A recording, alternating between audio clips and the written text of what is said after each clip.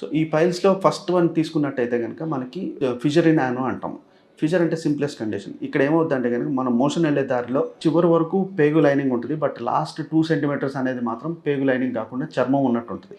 మనం ఎప్పుడైనా కానీ కాన్స్టిపేషన్కి వెళ్ళినా, హార్డ్ స్టూల్స్ వచ్చినా కానీ, గట్టిగా ముక్కినా కానీ, బలం పెట్టినా కానీ మనకి అక్కడ స్కిన్ అనేది కట్ అవుతుంది. స్కిన్ ఈజ్ వెరీ సెన్సిటివ్ ఆ ఏరియాలో.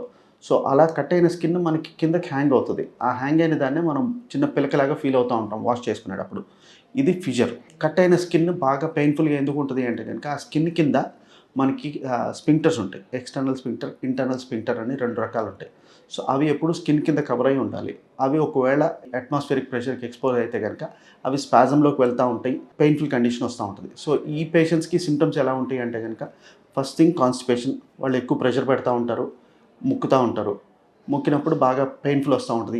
ప్రతిసారి మొక్కినప్పుడు ఆ స్కిన్ కట్ అవుతా ఉంటది. కట్ అయినప్పుడు దాంతో పాటు మోషన్‌తో పాటు బ్లీడ్ అవుతా ఉంటది. ఆ బ్లీడ్ అయిన తర్వాత మోషన్ అయిన తర్వాత బాగా సివియర్ పెయిన్ వస్తా ఉంటది. కొంతమంది అయితే గనుక at least depending on sensitivity to pain కొంతమంది 2 అవర్స్ నుంచి కొంతమంది ఒక 1 ఫుల్ డే పెయిన్‌కి తట్టుకోలేక పడుకొని ఉంటారు. సో ఇలాంటి వాళ్ళకి మెయిన్ రిలీఫ్ ఎట్లా వస్తది అంటే గనుక మోషన్ ఫ్రీగా అయితే గనుక అది రిలీవ్ అవుతది.